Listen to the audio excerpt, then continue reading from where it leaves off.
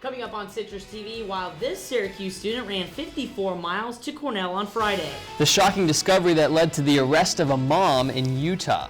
We're just hours away from tax day, but is the IRS ready?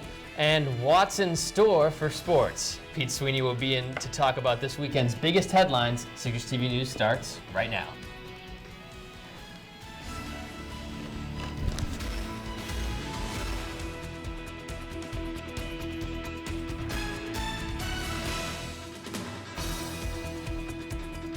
Good evening and welcome to Citrus TV News live at 6 for this beautiful Monday, April 14th. I'm Russell Oliver. And I'm Chris Woolner. A lot of students have been out and active this weekend with the nice change in the weather, but for one student, it gave him an opportunity to help out for a good cause, and that's our top story tonight.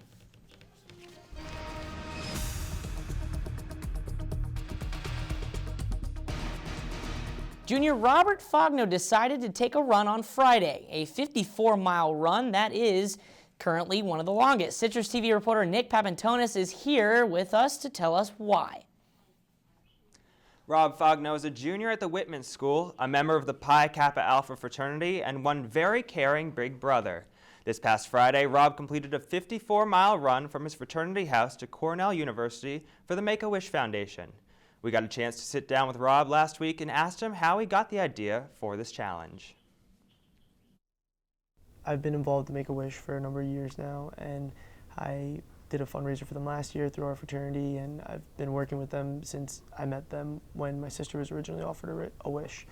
And I knew I wanted to do something really big for her 18th birthday, something to kind of like symbolize how far she's come and how successful she's became since, getting involved in Make-A-Wish.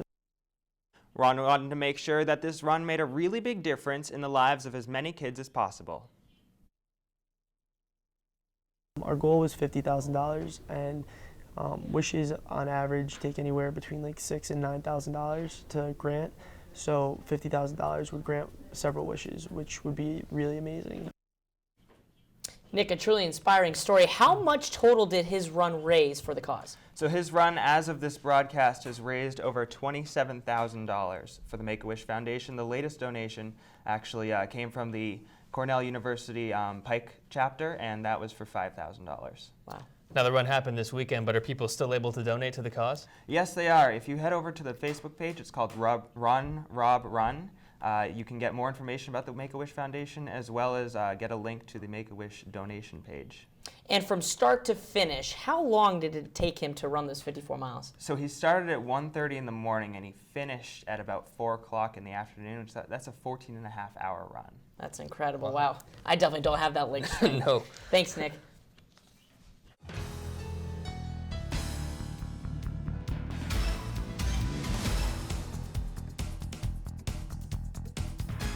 Nearly 500 accepted students packed the Dome last night to experience the second annual Own the Dome. Students spent the night in the Dome playing games and enjoying performances from a cappella groups, auto tunes, and groove stand while getting to know each other. Accepted students for the class of 2018 were in the Dome until 6:30 this morning to kick off a day of tours and receptions for Accepted Students Day. We caught up with some of the students who were at Own the Dome to get their opinion of the event. I made a bunch of friends, actually met a bunch of new people, and all of the activities were a lot of fun.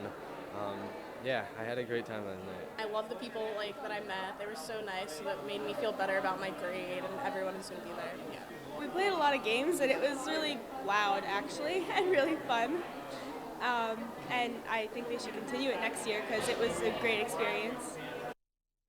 Well, if you're worried about meeting the tax deadline tomorrow, there is another deadline that you could make that could help you relieve some stress by bringing out your artistic talents. The university is asking employees to show off their creativity by submitting artwork for On My Own Time.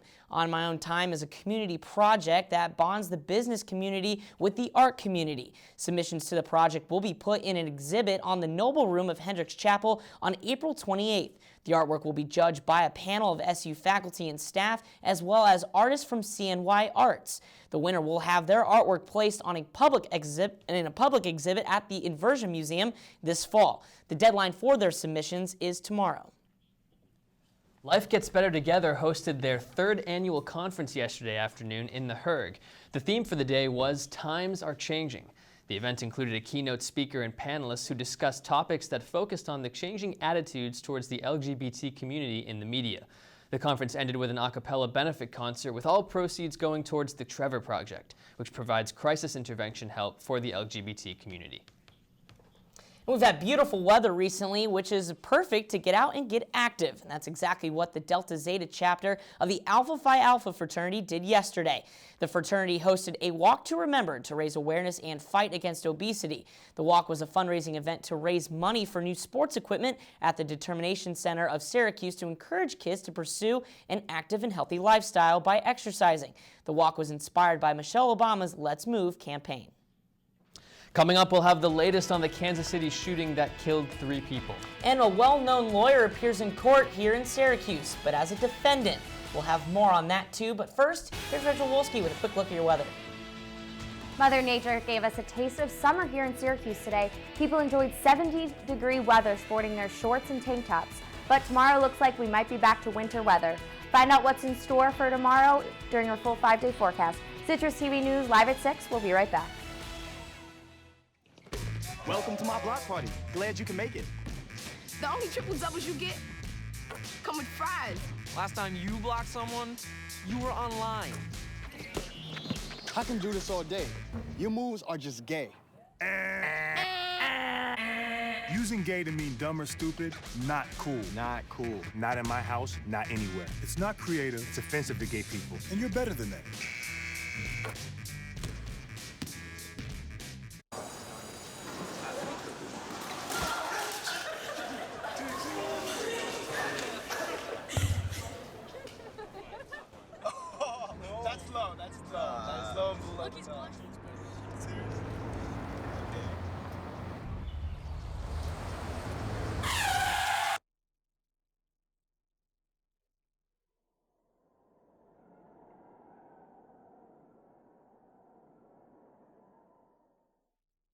So, I just moved in with this family, and it's embarrassing.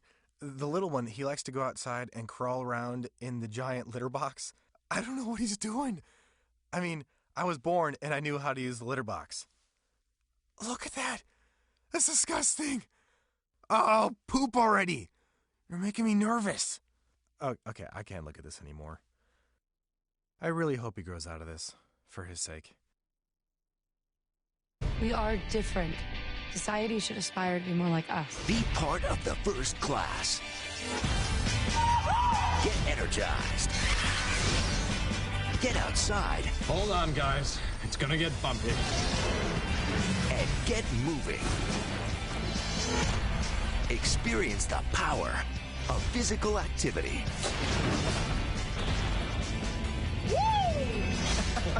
Join the movement at ActionHeroAlliance.com. Welcome back.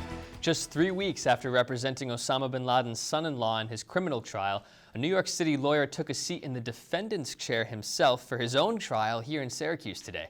Stanley Cohen is being charged for obstructing the IRS by not reporting over $20,000 of taxable income in cash payments from 2 of his clients in 2008 and 2010. According to the prosecutor, John Duncan, Cohen collected the cash payments to avoid banks that report large deposits to the IRS automatically. Cohen says the Justice Department is punishing him for his work in criminal defense. And 2 teenage girls have been arrested and charged with stealing a Chevy Uplander van and leading Syracuse police on a high-speed chase on Saturday night. A 15-year-old, whose name will not be released due to her age, is being held at Hillbrook Detention Center and faces 3 felony charges of grand larceny, possession of stolen property, and reckless endangerments. Her passenger, 17-year-old Shanika Cathcart, faces the additional charge of unauthorized use of a motor vehicle and is being held at Onondaga County Justice Center. Officers had to rescue the girls after they hit a ditch and flipped the vehicle over in Camillus, causing it to catch on fire. The girls were treated for minor injuries but were not seriously hurt in the incident.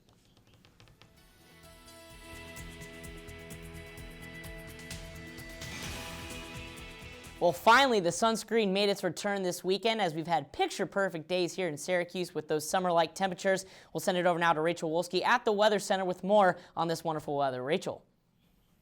Well, we definitely saw a great weekend this weekend with some nice summery temperatures. So right now it's currently a cloudy 76 degrees. Winds are coming from the south at around 8 miles an hour with a humidity of 44%.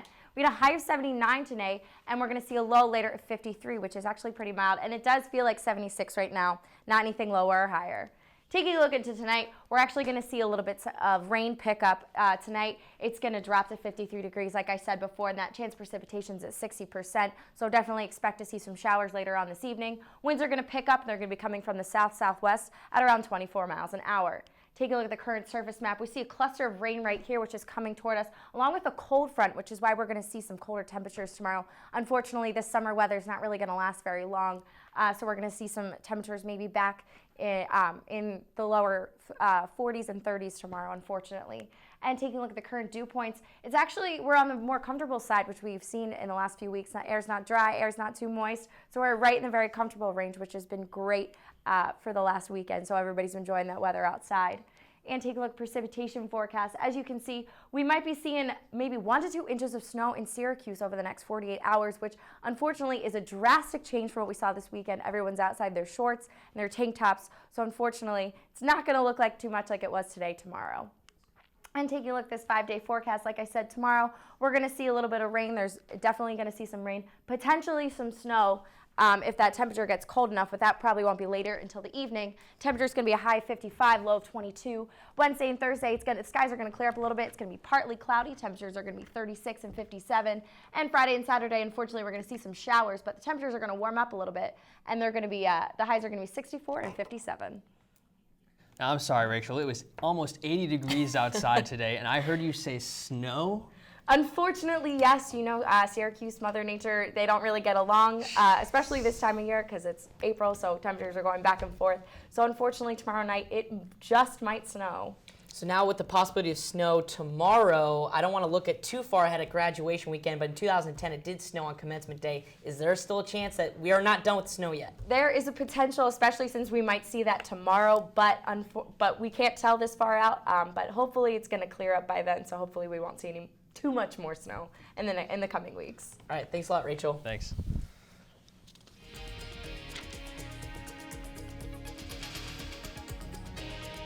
Three people are dead and 2 more injured after a shooting outside a Jewish community center in Kansas. The suspect is notorious white supremacist and anti-Semite Frazier Glenn Miller, the former leader of a faction of the Ku Klux Klan. Miller faces charges of first-degree murder in the attack. Names of all the victims have not yet been released. Police in Pleasant Grove, Utah are looking for answers after discovering 7 babies in cardboard boxes in a garage in Utah. Authorities have accused the mother, 39-year-old Megan Huntsman, of killing the babies after giving birth to the children between 1996 and 2006. Police are now questioning Huntsman and neighbors about that incident that has unfolded without knowledge of the community. Huntsman is now in the county jail and faces 6 counts of murder. Survivors of the Boston Marathon bombing finished the 2nd annual Coast to Coast One Run for Boston on Sunday. The cross-country marathon started 4 weeks ago in Santa Monica, California, and raised $430,000. The relay started a year ago after 3 friends from the UK felt compelled to help out after seeing the horrors of the marathon coverage on TV. The One Run for Boston goal is to raise $1 million for the survivors of the marathon bombings last April. And with numerous technical issues just hours before liftoff, NASA has decided to scrub its launch of SpaceX today. NASA's SpaceX rocket is one that will send supplies to the International Space Station. Over the weekend, mission managers were hesitant to go forward with a launch after computer failure, and although that was solved, issues regarding a helium leak in the Falcon 9S's first stage have canceled the launch for good. The next opportunity for a successful launch will be on Friday, April 18th at 3:25 p.m. Coming up, another natural disaster strikes Chile. And a vending machine that dispenses marijuana. We'll have these stories and more after the break.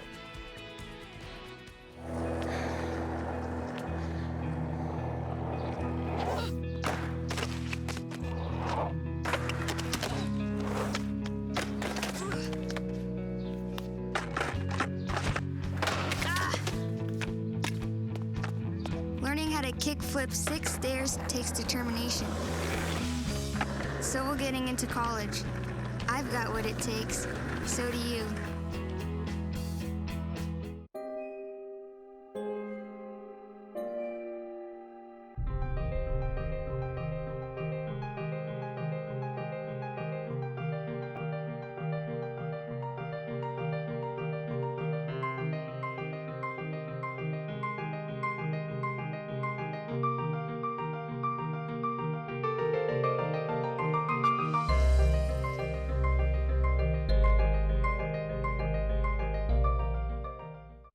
Packers. Viking. Packers. Viking. Viking. Red state, blue state, vegan, Carnivore. We come from different places. Uptown. downtown, Night owl. Early We bird. come to different conclusions. Half empty. Half full. But when we live united, we create real, lasting change in the building blocks of life. The education, income, and health of our communities, Live. our families, United. even the person next to us. Live united. Real change won't happen without you. So give, advocate, volunteer, live united. Sign up at liveunited.org.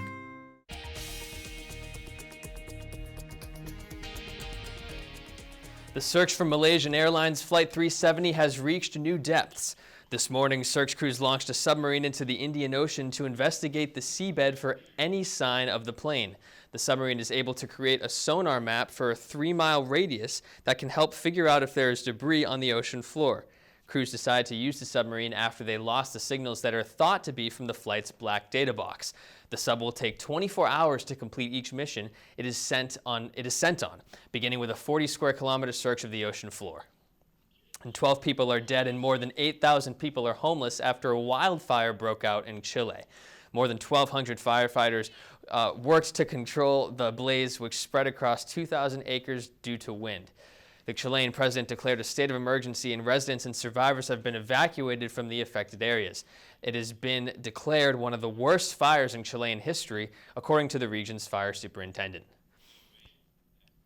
After pro-Russian separatists declined to put down their weapons and evacuate from administrative buildings, Ukrainian leaders have reached out to the UN peacekeeping troops to help calm tensions and reduce the violence. Pro-Russian protesters have taken control of government buildings in nearly 10 Ukrainian cities, leading to talks between the Ukrainian president and UN Secretary General Ban Ki-moon. In the discussion, the Ukrainian president urged the UN to conduct an anti-terrorist operation with the help of Ukrainian troops. However, in order for peacekeeping troops to be deployed, the measure would need to be approved by the UN Security Council, which Russia has the power to veto. And at least 71 people are dead and 133 are injured after a bus station bomb exploded in Nigeria's capital this morning. The explosion came from a parked car at 6:45 this morning, and while no one has claimed responsibility for the explosion, Nigerian president is blaming an Islamist militant group for the attack, due to the group's recent history of violence in the country.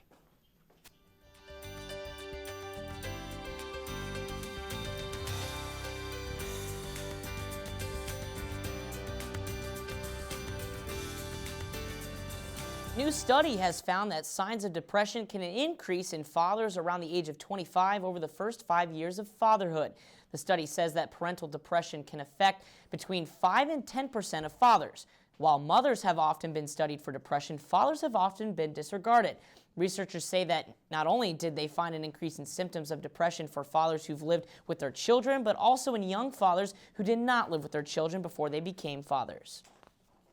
Colorado has introduced a new kind of vending machine, and it's not dispensing candy. A company called TransBite is responsible for the Zaz, a machine that contains marijuana and related products. But not everyone can just put $1 in there. People will need to have a valid photo ID to buy from the machine. Since the machine uses technology to verify ages, the creators say the marijuana will not be going into the wrong hands.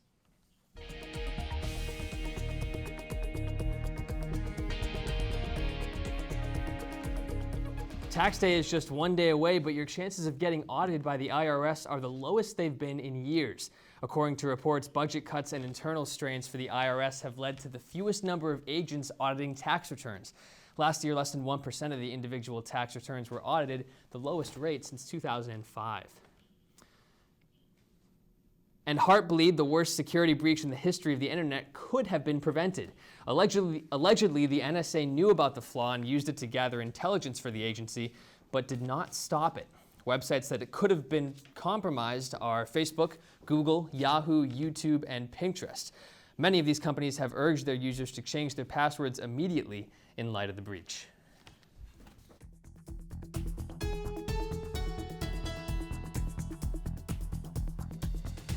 And Johnny Depp is now involved in a criminal case by a lawyer who wants to prove that his client is insane. Nancy Lecken was a limo driver in Los Angeles when she killed a pedestrian. She later pled not guilty for insanity, and now the lawyer wants to prove that she's insane. Now Johnny Depp is involved because she claims that they both had a relationship in the past. Lawyers are considering if Depp will take the stand and testify. You're not going to believe it, but I have Jeremy Grant's decision, and one of the greatest athletes in the world is retiring. Try to tell me you don't want to come back for that. As a parent, you want to make sure that your child knows how to deal with bullying when they see it happening. And chances are they want to help, but they don't really know how. I'll teach them that the best thing to do is calmly walk away, find a teacher or other adult, and speak up. And do your part. Be that adult they can talk to and trust will listen. Join me to help stop bullying. Go to stopbullying.gov to find out more.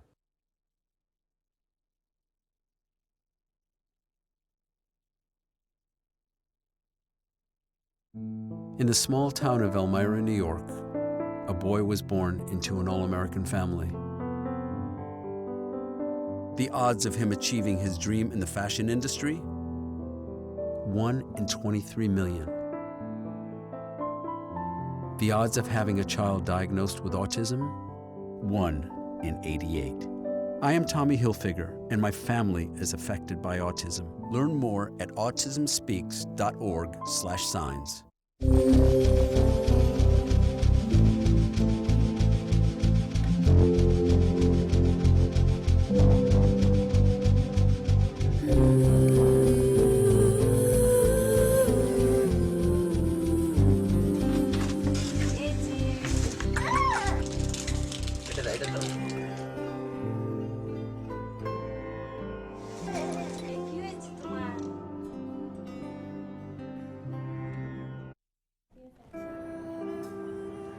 You realize that 49 million Americans struggle with hunger? That's 1 out of every 6 Americans.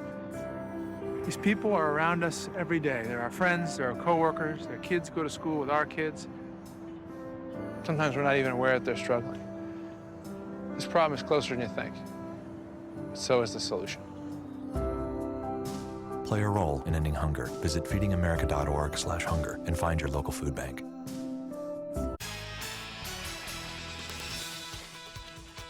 After the Syracuse men's basketball team was bounced way too early by Dayton, there was still some hope for Orange fans. Sure, we're losing C.J. Fair, but we might get Tyler Ennis and Jeremy Grant back. Well, Ennis was quick to end that speculation when he announced he was leaving for the NBA, and after weeks of deliberation, Jeremy Grant's decision is now in. And guess what? He's leaving too. The 6'8" to-be junior announced in a statement today that after talking extensively with family, friends, and coaches, he's headed to the draft. And in Syracuse, he'll be missed. This past year, he averaged 12 points and a team-leading 7 rebounds for the Orange in a truly breakout season. Now with him gone, the team will need to rely on returning bigs Rakeem Christmas, Dajuan Coleman, and Tyler Roberson. ESPN is reporting that multiple NBA executives expect Grant to be drafted in the 15 to 25 range in the first round. If there's one word to describe the New York Knicks team this year, it's disappointment. After finishing second in the Eastern Conference last year, preseason expectations for Carmelo's bunch were high. They'll at least make the playoffs, right? Wrong. After an Atlanta win over the weekend, the Knicks are now officially out. But don't hang your head yet, Knicks fans. There's still some regular season left to play. Knicks taking on Bulls, and an unfamiliar feeling for Phil Jackson. His team will not be making the playoffs this year. Pick it up in the third quarter, and there's Carmelo with the triple. 64-48 Knicks. 2 minutes to go in the third now. And it's the second coming of Tim Hardaway. Hardaway had a team high of 20 points for the Knicks in this one. Fourth quarter now, 5 minutes to go. Ray Felton with the spin move, and he's breaking ankles out there. His jumper so smooth, 93-82 Knicks. Knicks go on to win 100-89, and of course, when they don't even need it anymore, they play one of their best games of the season. Needing a win to head into the ACC tournament in Chester, PA, the Syracuse men's lacrosse team went into double overtime with North Carolina over the weekend. And that's when Billy Ward scored his 13th goal of the now tournament-bound Orange. The Orange will square off against the Duke Blue Devils in the first-round matchup on April 25th. Last time the teams met was in Raleigh on March 23rd. Duke tripled up Syracuse in that one, 21-7. Now to Augusta, where I know Tiger didn't play, but stay with me. A fantastic week of Tiger-less golf ended with a round of 69 for eventual tournament champion Bubba Watson. Watson outlasted a late push by who some are calling the future of professional golf. They're talking about 20-year-old Jordan Spieth. Spieth would charge yesterday, but it would only be enough for second place. Bubba went on to win with a tournament of score of 80 under par. And after the tournament, he chatted about it. Again, like I said, when I won in LA, I might never win again, but I'm going to give it my best effort. It took me a year or so to get adjusted that I'm not really that good. I got to keep practicing, and so finally I got adjusted to it. And here we are with another green jacket, you know, after a year, 2 years.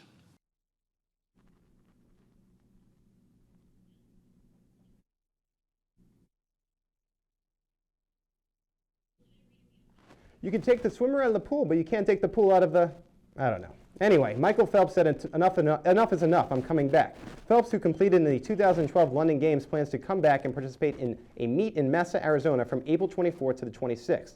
The 22-time Olympic medalist plans to compete in 3 events, the 50 and 100-meter freestyles and the 100-meter butterfly. All right, well, Pete, I guess for men's lacrosse, that big win over UNC has them now number 4 in the polls. That's right. Is the offense back, and is Chris Daddio finally got his rhythm in the faceoffs? It's funny you mentioned Daddio. That's going to be for the key for the Orange heading into the ACC tournament. Against Duke, he only won 1 out of 7 faceoffs. He's going to need to improve that if they're going to beat Duke this time. All right, thanks, Pete. Yep. Thanks. We'll wrap up today's Citrus TV News with a shout out to Boston right after this. 1 in 5 Americans is living with a disability. Over 50 million people, including many of our friends and neighbors, teachers and co-workers, heroes and leaders. 20 years ago, the Americans with Disabilities Act guaranteed every person the right to live, work, and participate fully in the American experience. We've come a long way since then, and we are committed to making even more progress in the years ahead. Visit disability.gov to see how you can help. Know what? What? Since I got adopted, I've learned a lot about these humans. I know. I mean, check out these two. It's Flirt City over here. Yeah, I noticed that. It looks like my human is definitely into your human. Oh, look! I think she's getting his number. Nice. Your human's got some sweet moves. Takes after his dog. Oh, look, they're doing that thing where they put their arms around each other. She kicked up a leg. It's like in the movies. That's awesome. Looks like we're going to be hanging out a little bit more.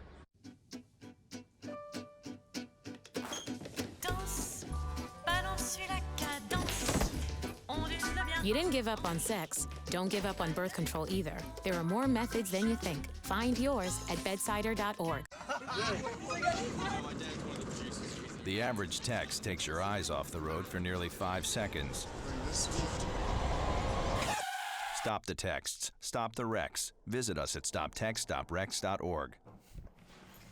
All right, Rachel, when I wake up tomorrow, am I going to be able to put those shorts on again? Unfortunately, no. You're probably going to need some pants and maybe a rain jacket because it's supposed to rain, potentially snow tomorrow, so be prepared for that. All right, thank you. Thanks, Rachel.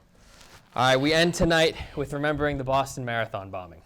That's right, a year ago tomorrow, the bombings took place in the marathon on Monday, just steps away from the finish line. The blast killed three people and injured 264 more. Now, Boston College sits alongside the marathon route and wanted to do something to show support for the city and runners in this year's marathon. If you wanted to do some support, take a picture or a short video with Boston Strong Gear or any Boston sports apparel. Be sure to mention your location and then use the hashtag #ToBostonWithLove. So we'll take our own little picture right here. Doing our part. And that's about it. That wraps us up here on Citrus TV News. For more coverage, check out citrustv.net. I'm Chris Woolman. I'm Russell Oliver. Have a good night, Syracuse.